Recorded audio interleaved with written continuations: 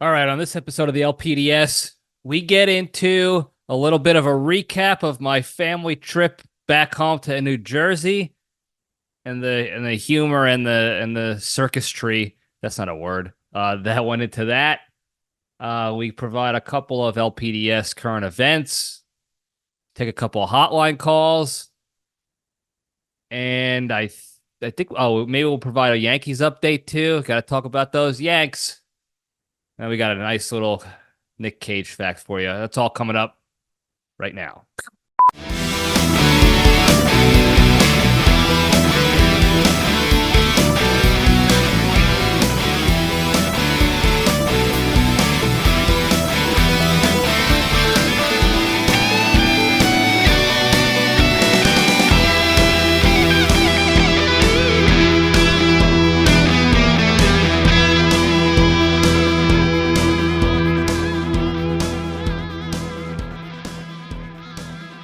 All right, Jabronis, we're back. Welcome back to the Libretti Podcast Diary Show. I'm your host, Libretti. It's a show that talks about nothing but finds the lessons in everything, and we have a good time doing it. Hope everybody had a good week. I had quite an interesting trip to New Jersey. We're going to talk about it all, the highs, the lows, the what have yous. It was quite interesting, to say the least. Everybody's fine. Don't worry. But yeah, we're gonna talk about that. I'm looking at my screen here in YouTube land. I'm constantly having trouble dialing in this camera. It's not my phone. I have my phone right here. It's an actual camera. We talked about this previously. Got a new camera, but it's really, it either needs to be operated by somebody, constantly behind the camera, or it's really just it's a digital camera that has, video and streaming and what have you features on it, but I can't get the focus right. The aspect ratio does not comply with what I really want to do. So it kind of always looks just slightly blurry and not as sharp as I wanted to, and I don't have the skill set to edit and post the way I want to when it comes to making it look better.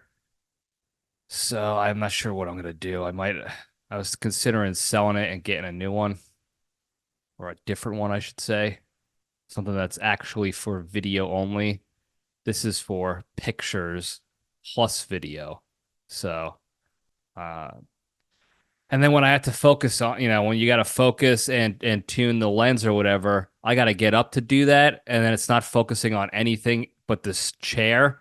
So it's whenever I come and sit back down, the focus is off just a little bit. It can never get actually right. So a lot of, first world problems, I guess you could say. But I'll get it figured out. I might get a new camera eventually. I might just, swap out, sell this one and get a different one. This is a great camera, but I don't use it for what its intended purposes are, so it doesn't seem to be working out for me. Anyway, we'll figure it out. What do we got going on here today? The Yankees. I got to talk about the Yankees here, folks. Okay, they're doing well as of the time of recording. They're like 16-5 in their last 21 games. Not bad, pretty good. Okay, the only other team better has been the Orioles, who have been like 16-4, maybe something like that. And the Yanks are still ahead of them in the division, but I'm worried coming up. Okay, I'm worried for the stretch of games they have coming up, and what kind of team they might turn into. Okay. They're not doing any, like, I'm not surprised by their current success. I'm not saying, wow, I can't believe they're doing so well. If you look at the numbers, they're doing okay. Their standings, are great. Their record's great. I'm a little bit surprised about that and how good the record is. But again, when I go back to the numbers, you kind of see kind of why it's like that. And what I'm worried about is the other teams, turning the leaf, turning the page, and getting good again. And here's why I say that. First things first, the Yankees lineup is not the murderer's row that all the announcers have been talking about the past couple weeks. Okay. And I'm not trying to dog on the team I'm rooting for. I'm just trying to paint a more realistic picture so that fans don't get shocked if the Yankees dip or if they don't make it to the World Series. Okay? Because we have to understand this is the team is the team right now. They're succeeding above their weight class for sure. And I'm happy about it. I want it to continue. But if it doesn't, it shouldn't be a shocker. Here's why. First, the bottom of their lineup is batting 240, maybe. Maybe that. Most of the guys are batting 220, 230, 215. Austin Wells is batting 200 on the nose. He's flirting with the Mendoza line on every game that he plays. And that's just not that's not good. Okay? That's call it what it is. It's not great. Those are not good batting averages. Okay? And they're also not putting up a ton of numbers as far as RBIs and home runs and stuff like that. At least like Wells, Trevino. Trevino had a couple home runs recently, so he's shutting me up. The bottom of the order guys are just doing bottom of the order things. Now, what's separating them from other teams right now, and this is something I like, and this is what old Yankees used to do all the time. And this is what I like about the team, and this is what gives me hope and excitement at all. Just even a little bit of excitement and hope is everybody is taking advantage of the pitcher's mistakes. And that's why you're seeing guys like Trevino hit a couple of home runs, guys at the bottom of the order getting some RBIs recently, getting those quote-unquote clutch hits or whatever. It's because they're taking advantage of the mistakes a lot better than they were last year. Last year, pitchers did not have to be pitchers against the Yankees lineup, besides Aaron Judge when he played. That was it. Everybody else, they just throw the ball. You could throw it hard. You could throw sliders. It doesn't matter. You don't have to be a pitcher. Just throw it over the general vicinity of the plate. Throw it to the catcher, and they're going to get themselves out. That's what they did basically all last year. It was tough to watch. They stunk. This year, the bottom of their order is still stinky, but they're doing a much better job taking advantage of the mistake pitches. And they're starting to force pitchers to have to pitch against each batter as opposed to let's just worry about,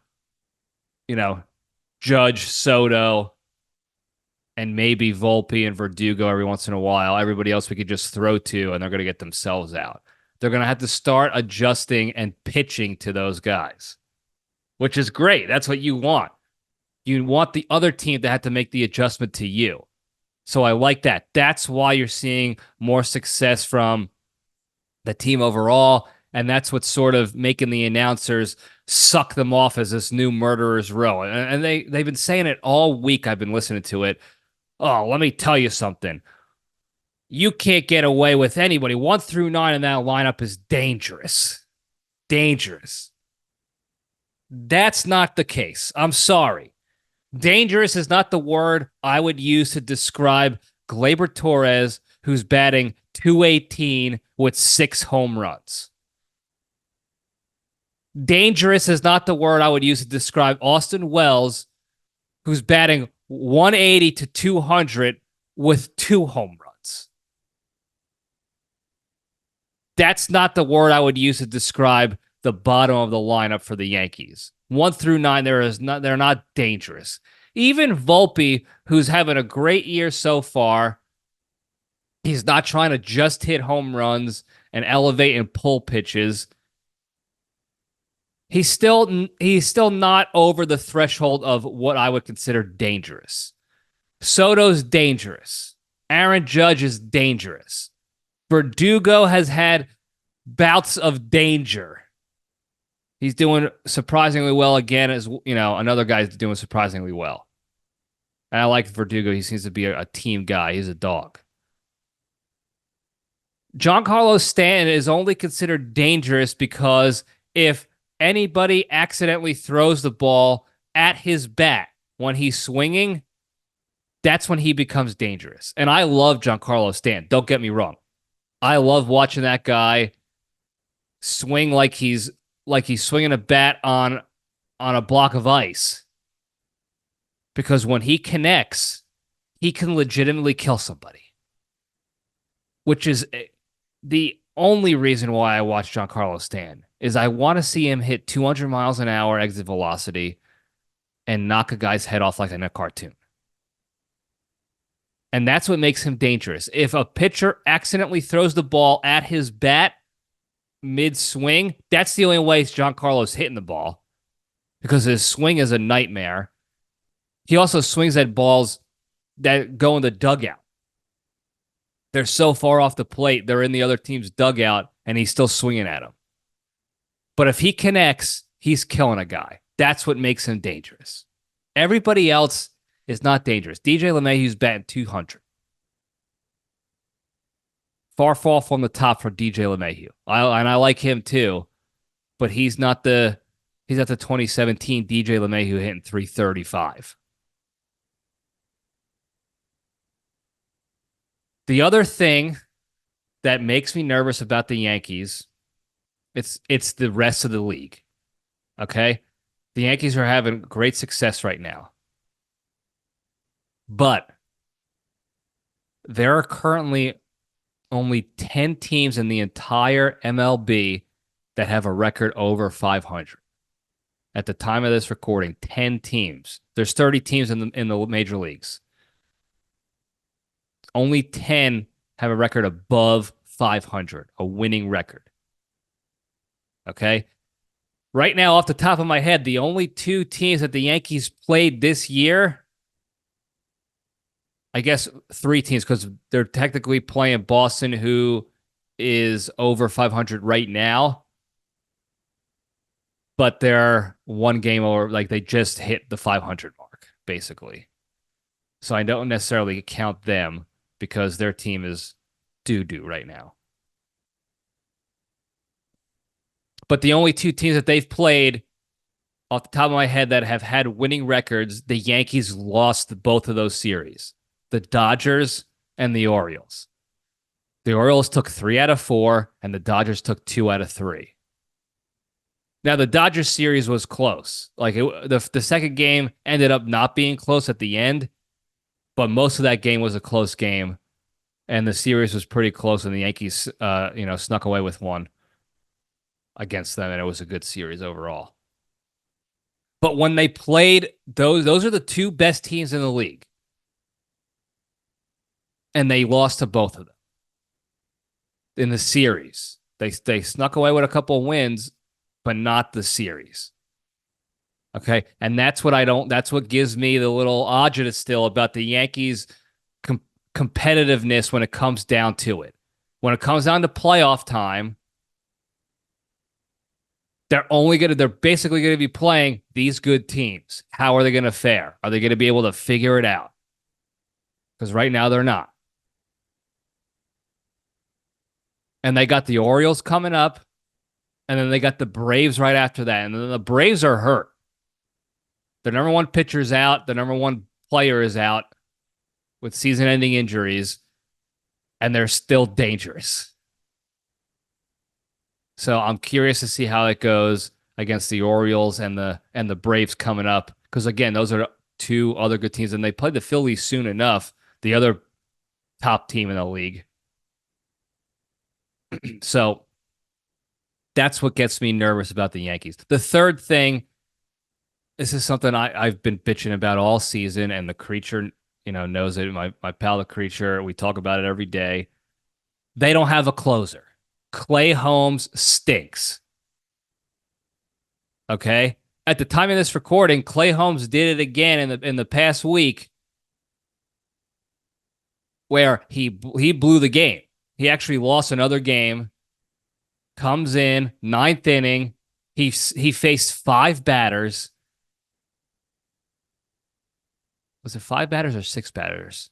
Five or 6 batters. Every single batter put the ball in play. And again, I always refer back to the creature on this because he's the baseball mind.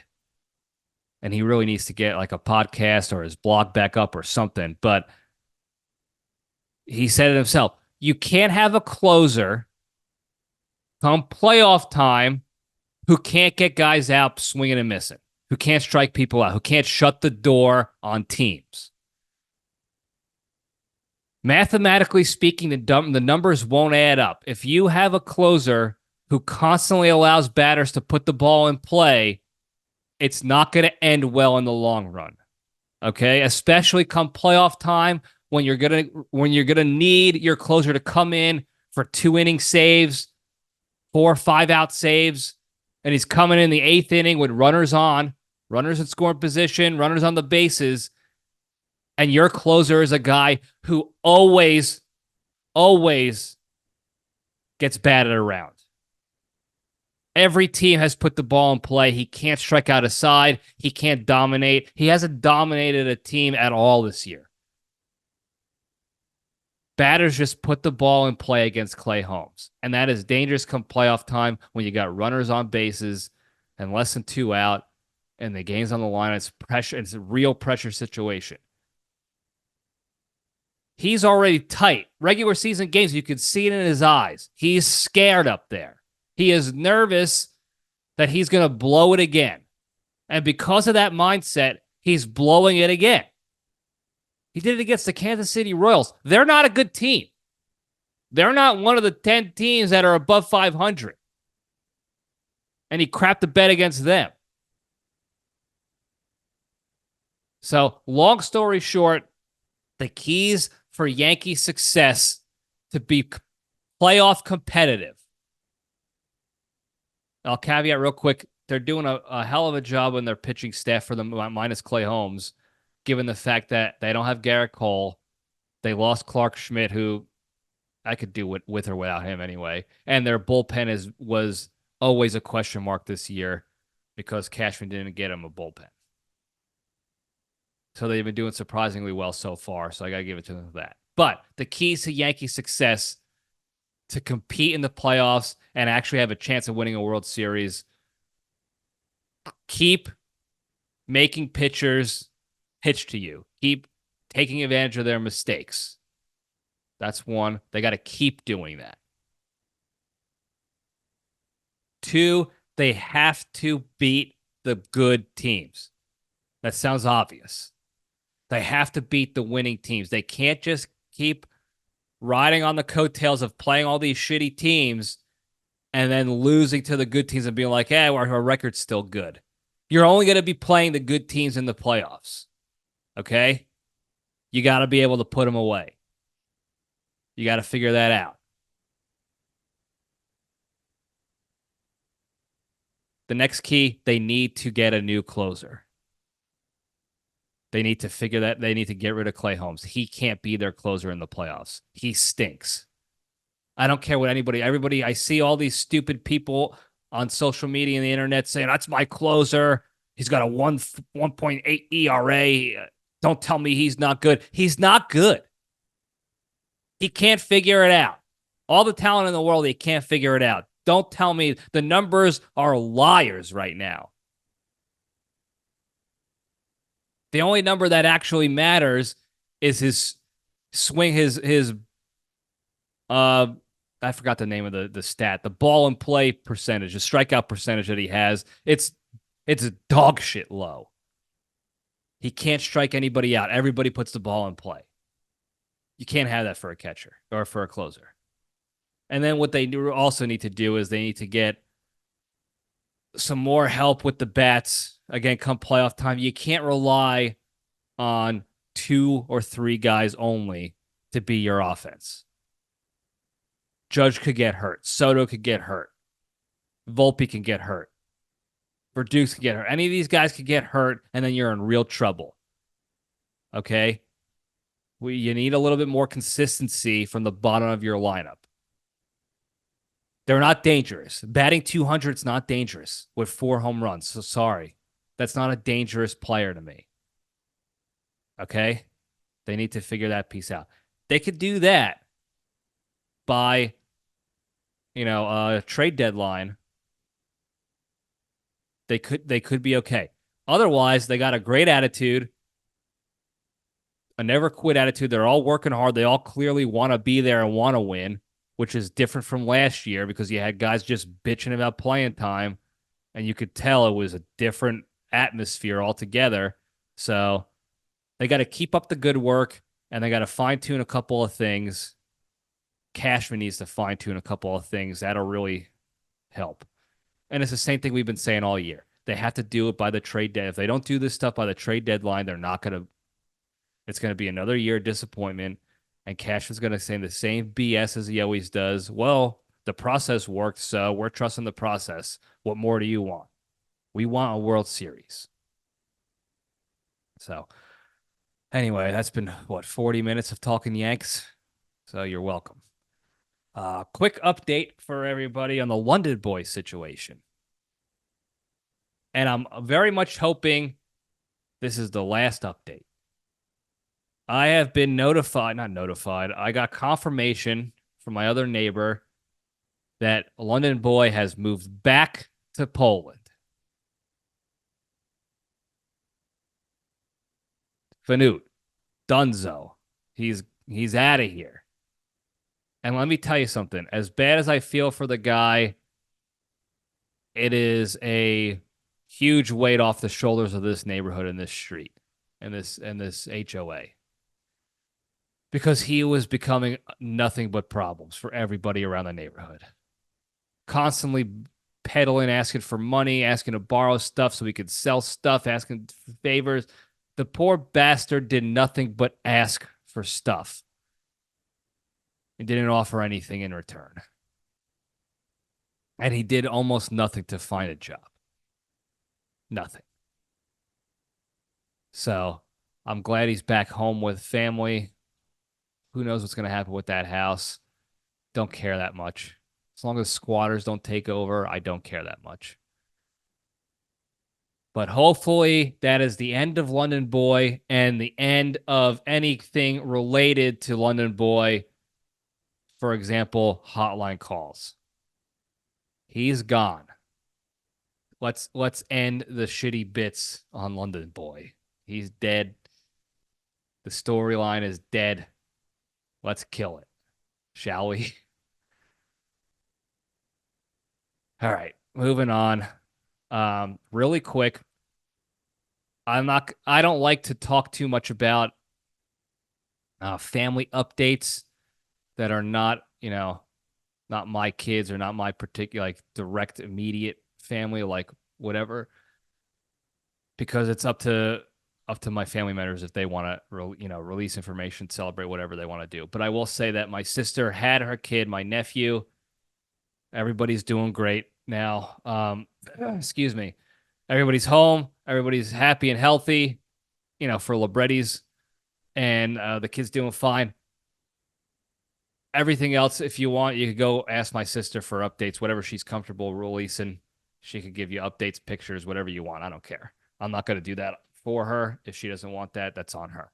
I will say this, though. Nobody guessed the weight of the baby. I was a little bummed out that I didn't get to play along with anybody, but I nailed it. The kid came out 7 pounds, 4 ounces. And if you don't know what I'm talking about, go back to last week's episode where I predicted the weight of the baby would be 7 pounds, 4 ounces. And then when I got to the hospital to see the kid, bam, 7'4" on the dot. So add that to the list of things that the LPDS was right about that we should have put bets on. Add it. There you go. All right. With that, I don't think I have anything else that we won't cover in the junction. So let's just get right into the good stuff. I'll step into the cage.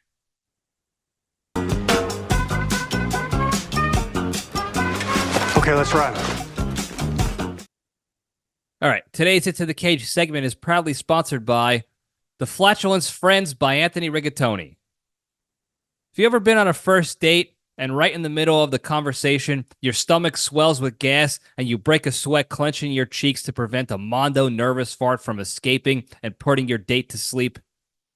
Well, clench no more because Tony Rigatoni's Flatulence Friends are here to bail you out. Tony's FFDs are lowly trained professionals who will perform timely drive-by farts to mask the sound and smell of yours so your date won't think it's you. Simply give them the agreed-upon signal whenever you feel that bomb coming on, and the FFs will walk by your table, blast a fart right at the same time as you fart. I lost my spot. Right at the same time as you, so you can release that nervous pressure and blame someone else for it in the process. So throw away that old cough and fart combination move that you've been using since college and hire the Flatulence Friends today by visiting www.wasn'tme.com and use the promo code SmeltedDelted for 29% off your first hour of a Flatulence Friend.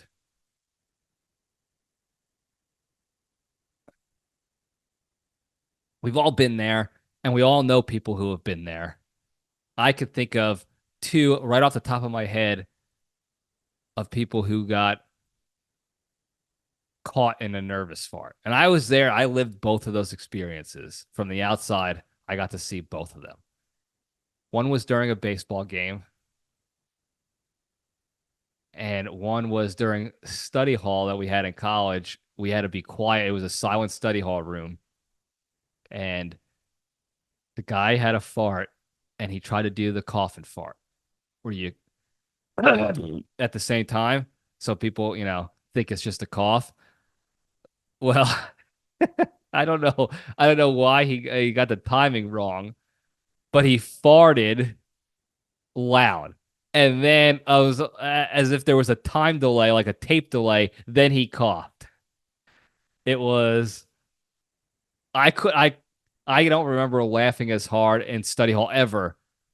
Besides that, I was crying laughing. I was getting a cramp, turning red, crying laughing at him, trying to hide that fart that already happened. The fart happened. Everybody heard it. Everybody knew it. It was a silent study room. And then he coughed after the thing. Tremendous. Tremendous. Anyway, the cage fact.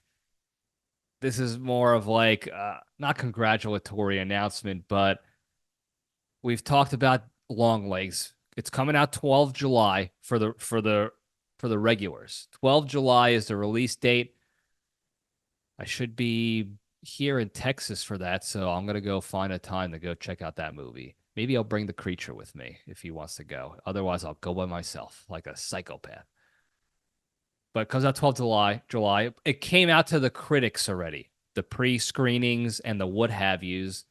And it is another movie that is debuted on Rotten Tomatoes at 100% for Nic Cage.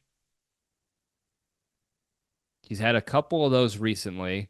He's had a lot of high 90s, but a couple of 100s on Barrel Way to Massive Talent debuted at 100.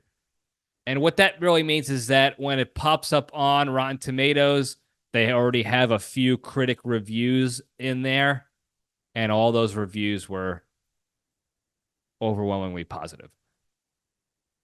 I mean, it doesn't happen a lot because critics like to critique everything. That's literally their job.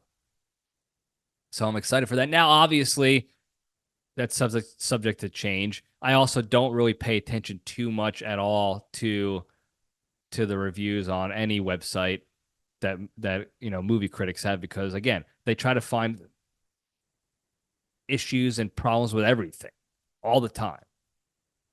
But when they don't, that is not the red flag, but that's the blip on the radar for me. That's like, oh, at least 10 of these guys didn't find anything wrong. Like they loved it overall 100%. So that's what kind of gets me going a little bit. So I'm excited to see that movie. It's a horror thriller, I guess you could call it. He's the main character. He's a serial killer. So that should be good. I'm trying to think if he hasn't played a serial killer before, like a bad guy in any other movies. Although in the movie Dream Scenario, towards the end, spoiler alert, there were people having dreams about him killing them. So he was almost like a serial killer type in that, because there were multiple dreams people were having where in their dreams he was stalking and killing these people. So it's very strange and interesting. That was an interesting movie. I liked it a lot. It was very sad at the end, but good movie. You should check that out. Excuse me. But yeah, very excited for this movie to come out. Horror movie in July. I like horror. I like good horror movies, thrillers. I can't really do the ghost stuff too much. I don't the jump if it's only jump scares, I'm out. But this movie seems like it's got like a plot twist, or it's one of those mysteries where the clues are out there for you throughout the movie to figure out who the killer is or when you're going to find the killer, things like that. So I'm interested in that. I like that stuff. So I'm excited to check it out. So that's the Cage fact. Moving on over to the Junction, we'll spin the logo up. Now I'm gonna try to do a quick recap of my trip to New Jersey. Okay, that's what the Junction's gonna be. I also have a bone to pick with another corporation, but I'm trying to do it judiciously and try to do this quickly because I'm still dealing with a throat issue, sore throat, swollen throat, and I'll tell you, and we'll get into why that in a second. It's not nasty stuff. But I'm trying not to talk for too long because I'm still irritated. Anyway, I flew up to New Jersey. The plan was, and people who listened to the show and heard last week, the plan was to fly up on a Wednesday to New Jersey, settle in and get my affairs in order. Thursday, I was going to Pennsylvania to the National Guard base to sign out and separate from the Air National Guard and be done with the military commitment for good. Friday, I was going to meet my new nephew. Saturday, we had my other nephew's baseball game, and then my niece's little like dance recital, theater recital that she's been a part of. And then Sunday, I'm out the door. And throughout that time, we were going to I was going to help my dad put together his new Bowflex he got. Now, a funny story about the Bowflex. I don't know. I believe maybe I told this once or twice before, throughout the years on this show. But back in the day, and some of you will remember this, some of you won't. Back in the day when AIM chat was big, AOL AIM chat. AIM stood for AOL Instant Messenger.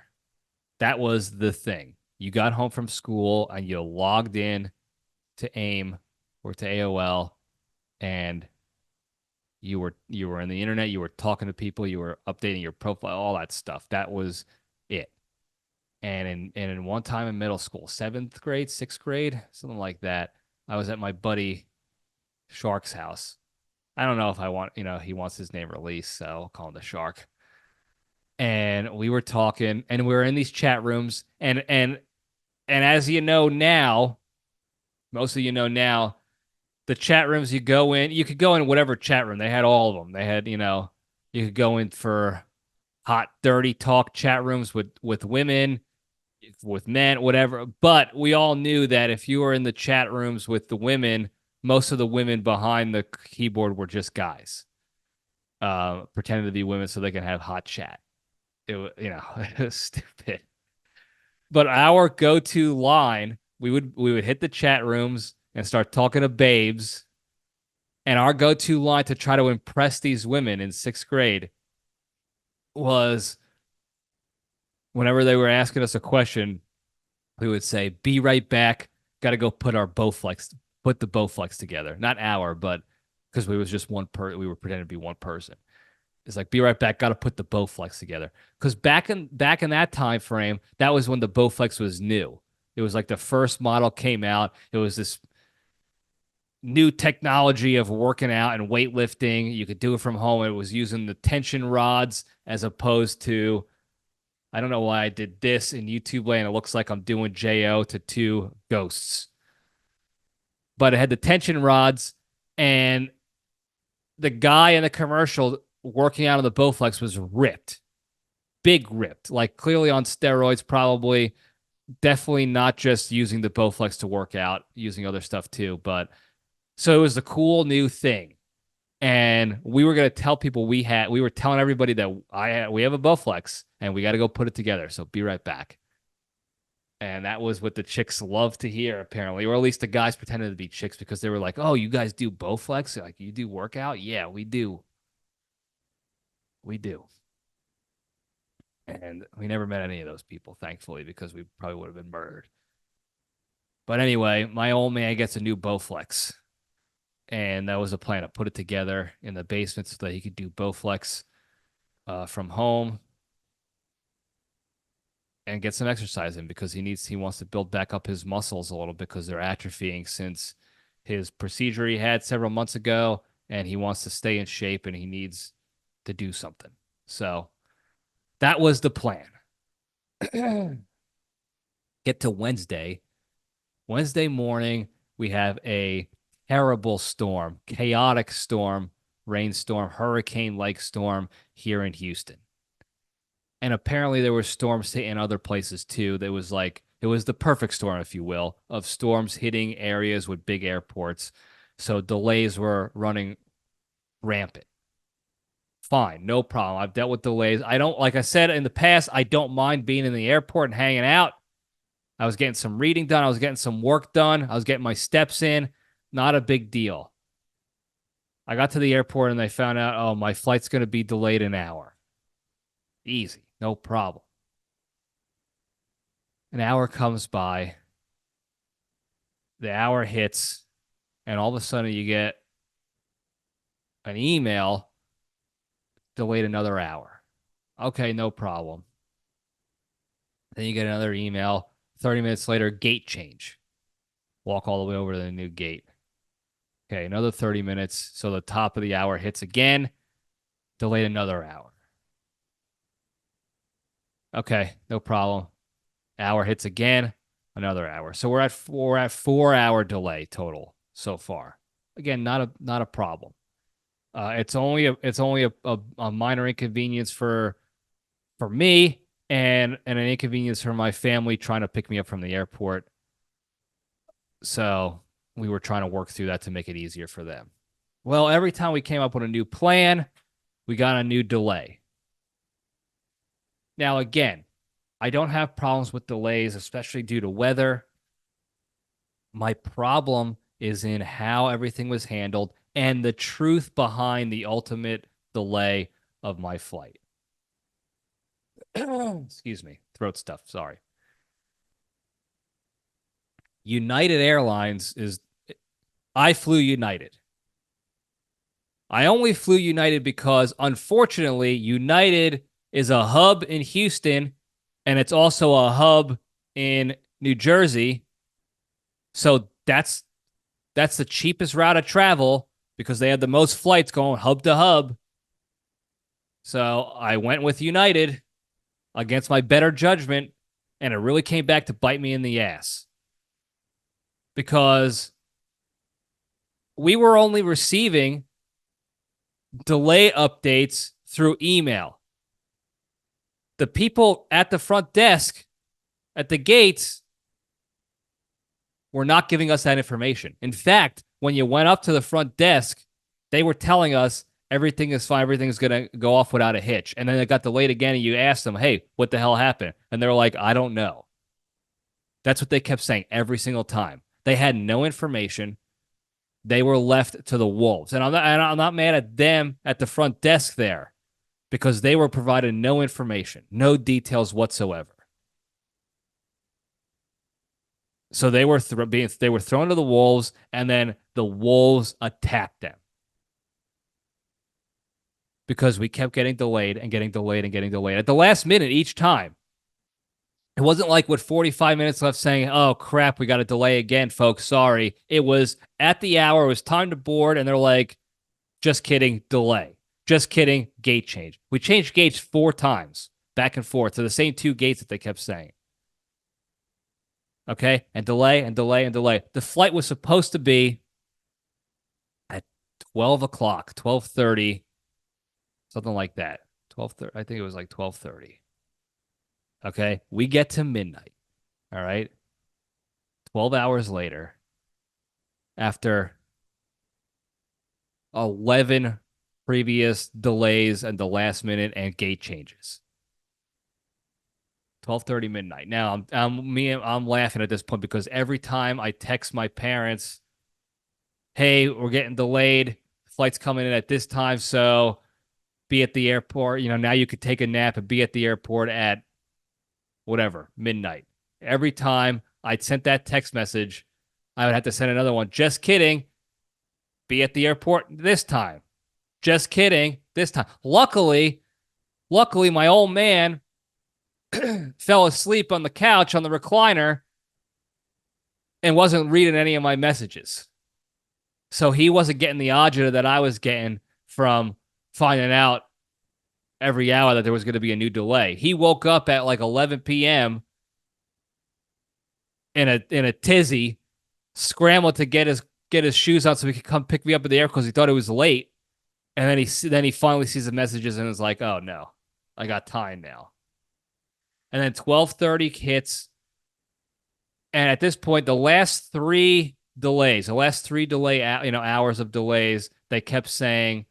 The emails kept saying, not the people at the front desk, the emails kept saying, oh, we had to find a replacement crew because of crew rest, which I understand how crew rest works 12 hours and the crew can't go, if they've been away for whatever, So I sort of understood that.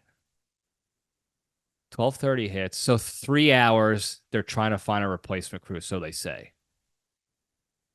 12:30 hits. I've said that 15 times already. And then they say, we're delayed again.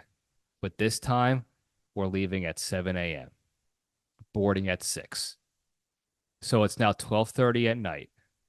We're boarding in 5.5 hours. I live 35 minutes away from the airport. So by the time it would take me to walk over to the parking lot shuttle for the long-term parking to get shuttled over to my car to drive home, I would have been home for an hour before I would have to get back in the car, drive back up to the airport, park, get the shuttle, go through security, and then board. So obviously I'm staying at the airport at night, and they didn't cancel it. And that's a key point. I'll tell you why in a little bit. Didn't cancel the flight.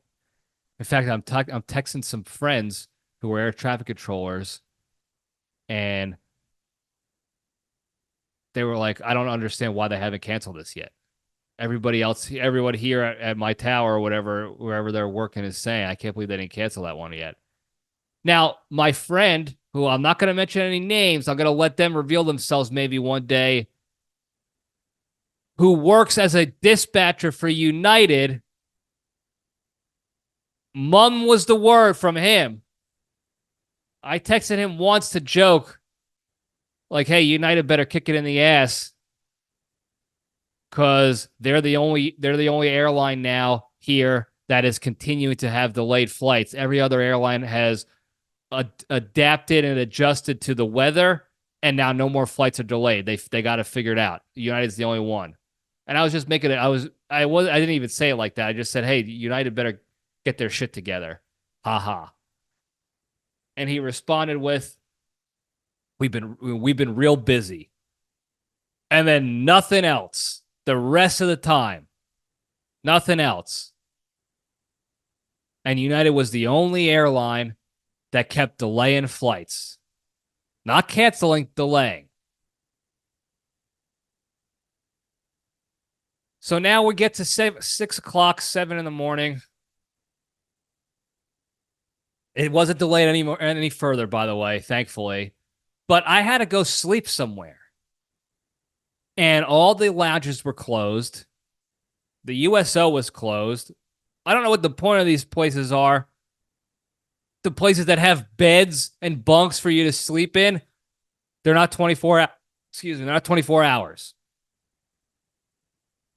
What are we doing here? That's when people need to sleep at night, overnight, when they're stuck at the airport and you're closed.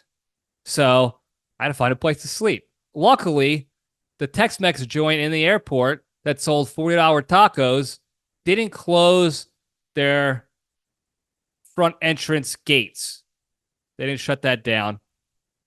So they had a long row, a long booth that went the length of, again, I did it again where it looks like I'm J.O.ing a giant ghost.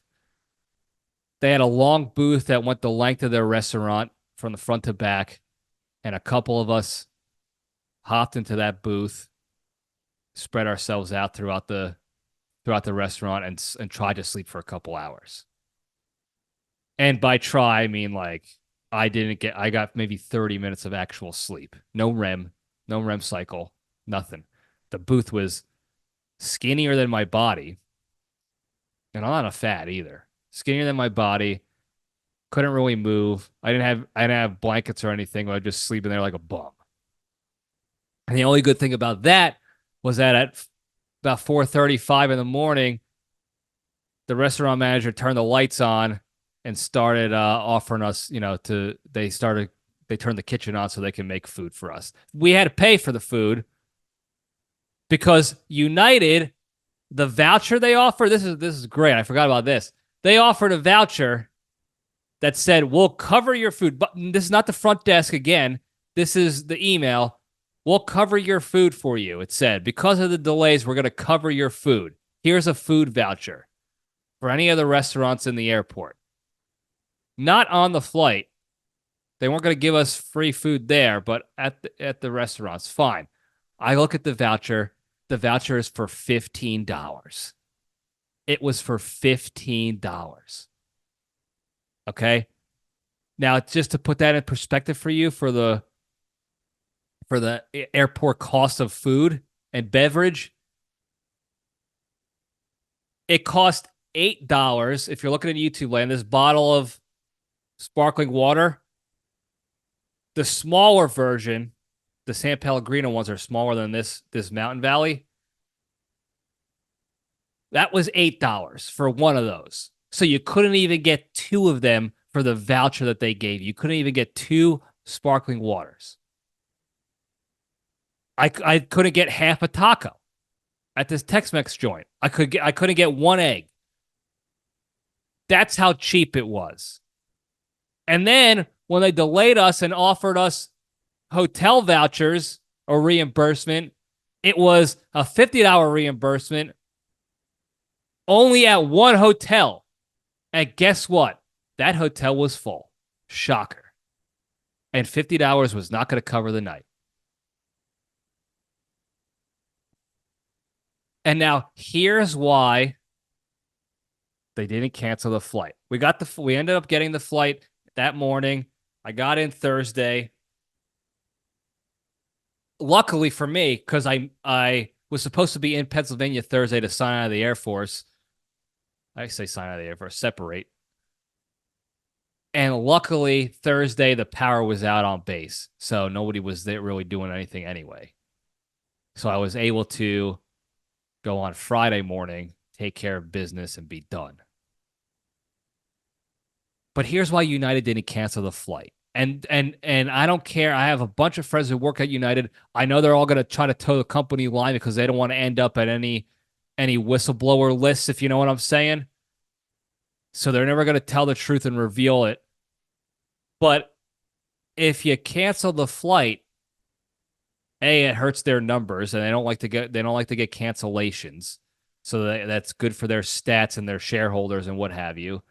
And B, they don't have to offer certain refunds and vouchers and cashbacks and redeemables and what have yous if they don't cancel a flight.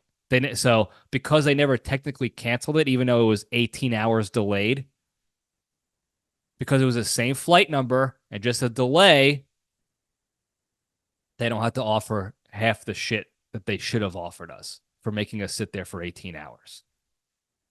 And it makes me think they knew the whole time that they didn't have a replacement crew. They really just dicked this whole thing up the entire time.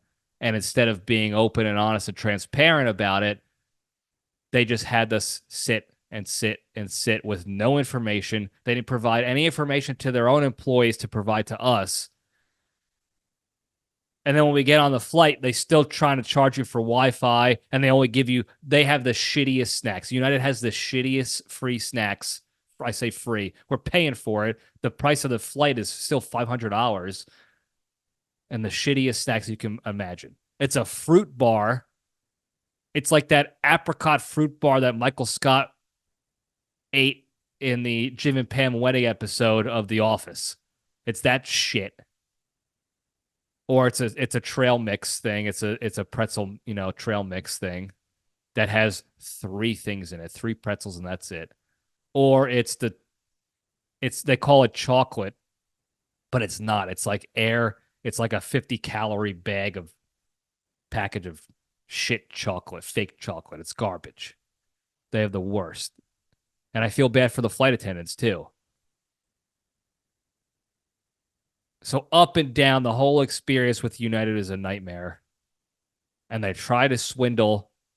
They tried to sleaze us and trick us so that they could save more money, pinch more pennies without having to give us refunds or anything like that. And if you think that's going to keep me quiet, think again. Okay? Because I'm still going to reach out to them. And I'm still gonna apply for any sort of redeemables or cashbacks that we're guaranteed through our National Passenger Rights Guidebook or whatever it's called that the Wet Cat told me about. And that's what they're banking on. They're banking on people not doing that, not doing the homework and the legwork and demanding what should be ours, should be rightfully given back to us. Because they trick fucked us the entire time, saying it was delayed for crew and this and that, and they knew the whole time that they weren't going to fly this plane. And it just goes to show you, you could see it over the years, recently with the everything that United has been doing, the shit snacks, they charge you for everything. They charge you for every seat option, every bag option, everything they're charging you for. It's like Spirit Airlines, except you still have to pay an exorbitant amount for the tickets too. At least Spirit, the tickets are cheap, and then you got to pay for everything else, and the flight sucks, but you know what you're getting because you're paying nothing. United, you got to pay an ass load for everything, and the flight still sucks, and the experience still sucks. And shit snacks. And shit Wi-Fi. And the DEI hires that are crashing planes and taxiing off runways and making things dangerous for you. And they're in cahoots with Boeing, who hasn't had a good safety protocol in decades. All this stuff to save money and for profit and for shareholders, and they've just absolutely lost sight of their purpose and their why and their values. They've absolutely lost sight of it. And I don't care that I have good friends that work for them. I don't care. United is a garbage airline outfit right now. They don't give a shit about nothing but profits, and that's it. And it is well shown in how they treat their own employees, how they treat their customers. The reason you exist is because of the customers, the passengers. And you treat them like garbage, and you offer them dick, and you wonder why people hate you. You have totally lost sight of your values and your purpose and why you even exist to begin with. And if you just flip that stupid mindset of yours and focused on the customer experience, the passenger experience, and then treating your own employees better, you will get the profits in the long run. In the short run, maybe not, but in the long run, you would, because you'll have a loyal customer base. The only reason why I still fly United is because it's hubbed here, and it's hubbed in New Jersey. Those are the two main areas I fly. But as soon as I'm rich, or as soon as I move, or both, I'm not flying United again. I'll pay the extra money to fly Delta or anyone, or private. I don't care anymore. United sucks. I'll fly Spirit before. I don't want to crash. I don't want to die. So Spirit might not be the one. But that's how bad United has become. As a major airline, they've become so bad. I'd rather fly Spirits. They're absolute trash. Absolute trash. And I don't care that I have friends working there, and I'm sure they're going to disagree and be like, you don't understand. You don't work. You don't know what's going on behind the scenes. You're not right on this stuff. Here is the problem, fellas. Okay? As a passenger and a potential passenger and customer of United, if this is what we're seeing, it doesn't matter what goes on behind the scenes. It doesn't matter how wrong we might be. This is what we're experiencing. So until that shit stops, it doesn't. We're not wrong. I don't care the reasons why. I don't care if it was actually a crew issue, or they didn't cancel it for a different reason. I don't care, because the output and result was the same. A shitty, dicked up experience for everybody involved. So figure it out behind the scenes and make it a better experience, or at least a more affordable shit experience, and that'll shut people up. Okay? I don't want to hear about what's going on behind the scenes and that I don't understand. What I don't understand is how this is the result. So whatever you're doing behind the scenes ain't working. So that's what I don't understand. Why haven't you changed something? You're right. I don't understand. I don't understand how a major airline could be pulling this bullshit on people like that. It is uncalled for. In the first world, it's uncalled for. Do better. Be better. And you'll be hearing from me. By the way, my flight on Sunday got delayed an hour. Shocker. Beautiful day out. It got delayed. And I only got an email from them requesting feedback on that flight. They never sent me an email requesting feedback on my Wednesday flight from Houston to Newark. Just the other way around, because it was only delayed an hour.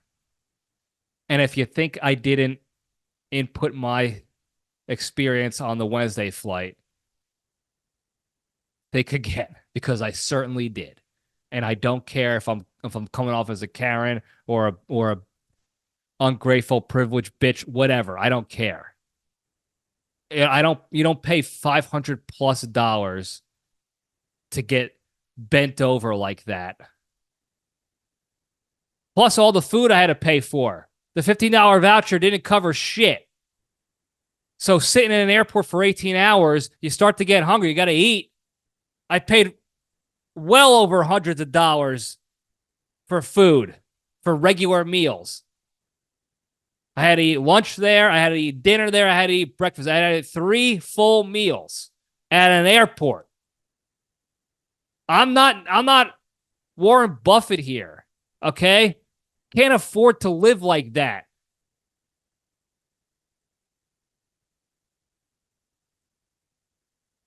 Just a terrible experience. And on top of that, I got COVID from it. Because 3 days later, Saturday night hits, we get done with the recital, see everybody, and all of a sudden, Sargy's feeling a little under the weather.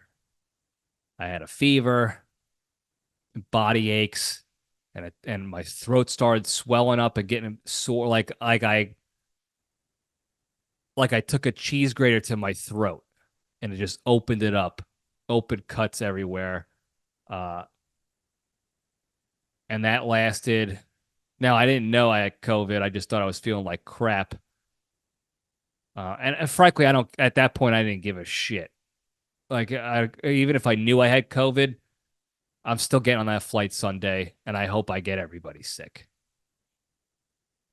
But I flew back Sunday, and then for a couple, several days after, I also was dealing with each day a new symptom went away, so it was getting better and better. And I'm done with it. But I just have a like just the residuals of when you get a sore throat. It's like, it's dry, it's a little bit swollen still, but it doesn't hurt anymore. I can eat and drink normally, no problem. But that's what I got out of it. What is that? What is those joke shirts like? I did all this, I paid all this money and all I got was this stupid t-shirt. I slept in an airport. I lived in an airport for 18 hours like the Tom Hanks guy, like Tom Hanks in the movie Terminal, just living in an airport, sleeping in a Mexican joint, and all I got was this stupid COVID, this stupid virus. Oh, by the way, I gave it to my parents too. So that has been an adventure. Not because they're both very badly sick. I think my dad, everyone's good. Don't worry, everybody's good. Everyone's happy, happy and healthy again. No problems. It was just, touch of COVID. That's all. It's a cold.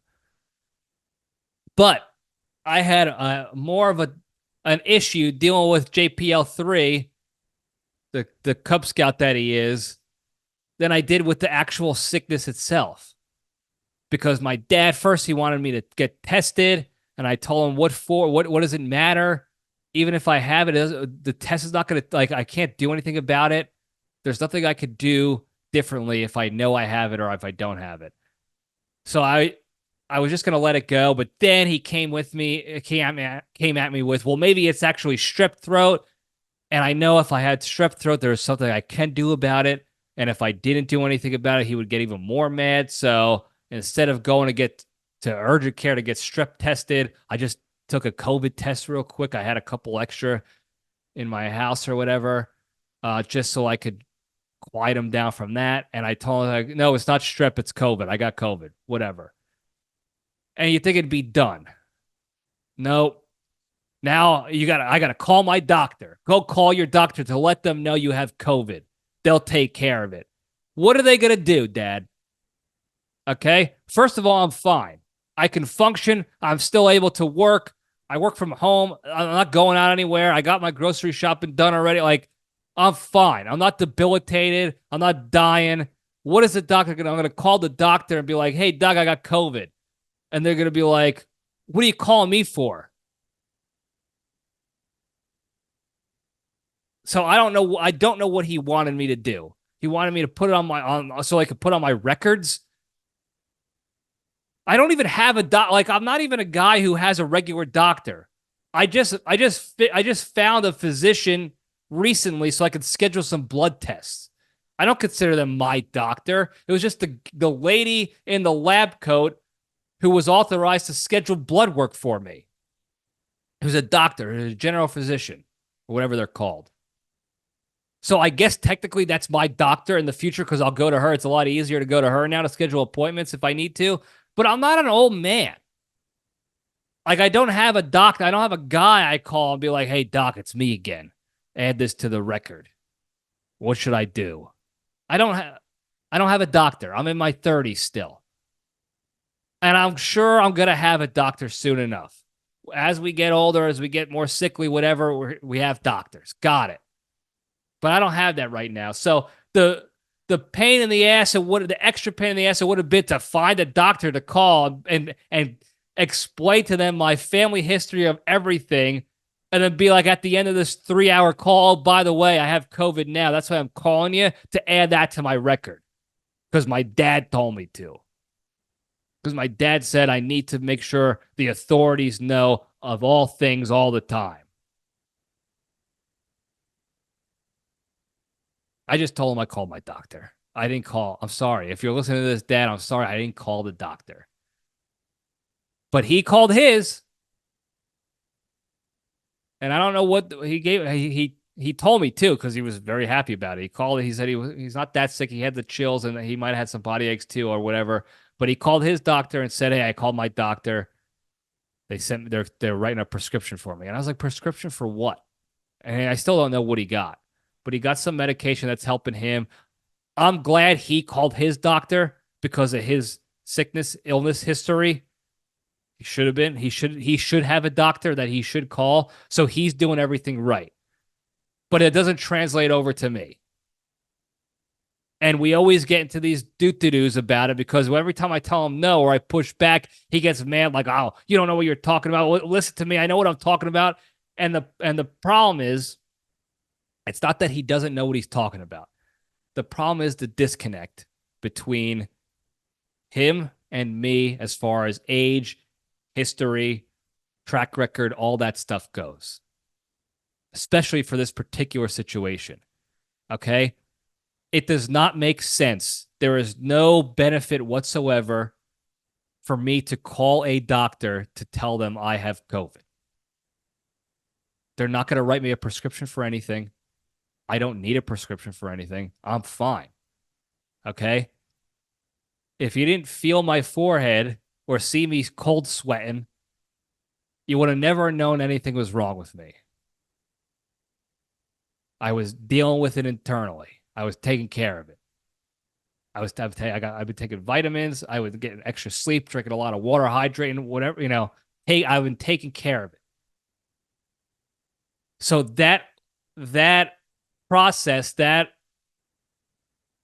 what is the term I'm thinking of? Plan of action, I guess you could say, plan of attack, does not make sense for me. I'm going to call the doctor and they're going to be like, what are you, gay? What are you calling me for? They would have laughed at me. They would have hung up the phone.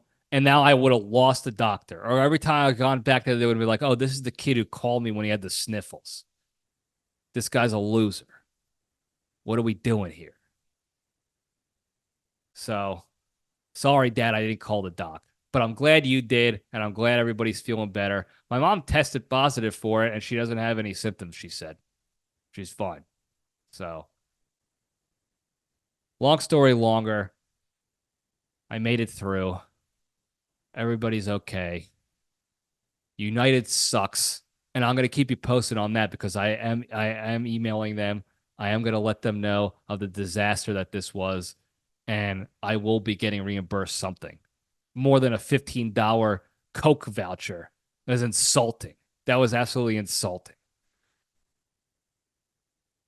So I'll keep you posted on that. And I separated from the Air Force. And by the way, real quick, as predicted, I got a hell of a lot of shit from certain people. A few people, the usual suspects, you could call them, in my life, that I knew that they were going to, and it's more than one, which is kind of sad when you think about it.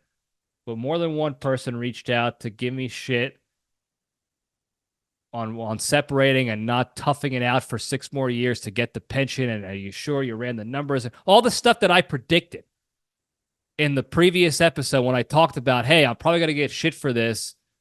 and here's what they're going to say. And then they go and say it. Like, I know it's good to be predictable as a leader. You want to be predictable to your team so they know what to expect, but not in the bad way. Don't be predictable with bad negative shit. Like, that's not supportive at all. I don't need 5 people reaching out to me to tell me what a bad decision that was. You're supposed to be my friend. And I would have thought you had a little bit more critical thinking skills to take the step back and be like, Libretti is not in the same situation as me. Therefore, it might not be a bad decision for him in his life and what his goals are, what he wants to do with his life to do this, to make this decision. Instead, no, because it's not what they would do, then it must be a stupid decision in life. How could you do this? Only 6 more years. Only 6 more years. I had one guy offer, come work for me in my unit. It's only 6 years. You got your 6 months of training that I'm going to send you to. So that's 6 months out of your house. And then only 2, quote unquote, Air National Guard deployments, mobilizations, they're called, or whatever. Only 2 mobilizations that are 6 months apiece. That's 18 months. That's a year and a half where I don't get to live in my own house and focus on my personal goals. The reason I got out of the military to begin with. To go do a job I don't want to do, working with people I don't want to work with, working for the government in a military I don't want to be a part of anymore. Tell me how that's worth it. Tell me how that sounds appetizing at all. I appreciate the offer. I really do. But no, thank you. 100% no, thank you. That is the exact opposite of what I'm trying to do with my life to begin with. I'm trying to work for myself. That is the exact opposite. That is tying me into working for the man even longer, being miserable even longer for a pension that does not make sense numbers-wise to me, for me. And to assume I didn't do all this critical analysis on my own beforehand, again, that's a little insulting. That's a bit of a bummer that I have multiple people in my life who I call friends who were pulling that shit, who just made the assumption, A, it's a stupid decision, and B, you clearly didn't think this through or run the numbers or do all this stuff because you would have seen that this is a stupid decision and it's worth toughing out for 6 years. No. I couldn't be happier of the decision I made. Okay? And you don't have to agree with it. And you can think I'm going to fail at my next endeavor because I'm betting on myself. I'm putting my livelihood, my retirement, my future family's livelihood and retirement, I'm putting it on my shoulders solely. And that's exactly what I want. And that's a big gamble. That's a big risk. And for some people, it's too much of a risk. And I understand that. And it's a lot different for me because I don't have a family right now. It's just me and Randy, who's sleeping right now. He's in an absolute coma. Doesn't even know what's going on right now.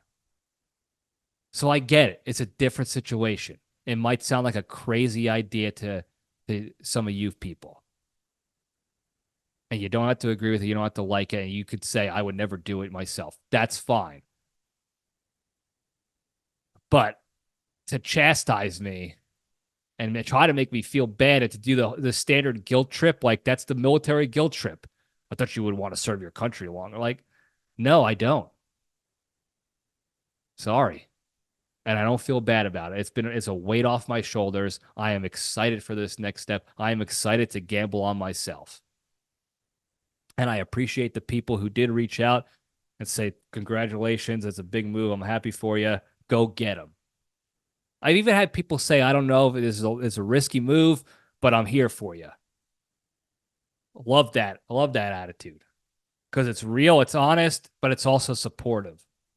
And I genuinely feel bad for the people who actually get angry and butthurt by my life decisions, as if it affects them. I don't know why, but they were awfully heated about it, and I do feel bad for those people. So, but thanks for reaching out, I guess. So, anyway, we got a couple quick hotline calls, and then we'll get everybody out of here. So, I've been rambling on. My throat hurts. Not really. It's just tired. My throat's tired from all the talking and not other stuff.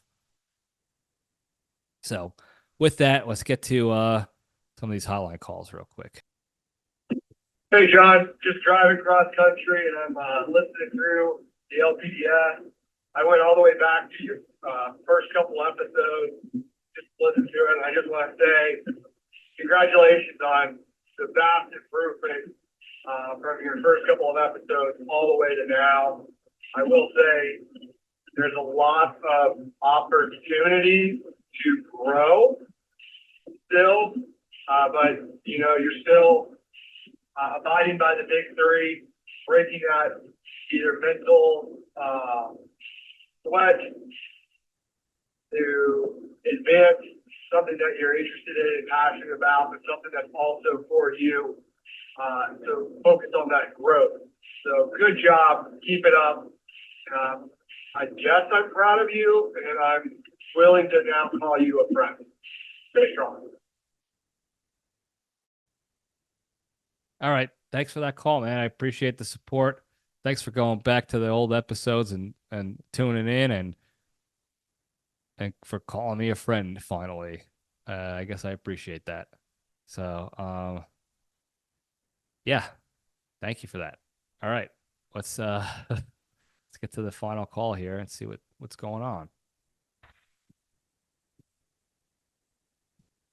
Hey, John, I heard Union Boy's request. I think, he's probably a very, very busy individual, probably getting a lot done. And maybe you were able to take 3 minutes out of your podcast to kind of break down Nic Cage's embodiment of the big three in the movie Con Air. Like 1 minute per big three topic. Maybe that would help give him those quick examples that he can take and then run and employ that with the rest of his union members. Definitely throwing that out as a suggestion. I think that there's a lot of opportunity there because maybe Union Boy is just a very busy guy and he doesn't have that time to really focus and dive in on it. And with your knowledge of Nic Cage and the breadth that you have, you'd be able to do a real quick synopsis of it and package it nice and neat for Union Boys so that you can implement that with his union workers. Stay sharp, John. All right, thanks for that call, and for the empathy for Union Boy being a busy union leader and not having time to do stuff himself. So I appreciate that. That's good. Big three embodiment right there. Short answer to that is no, thanks. I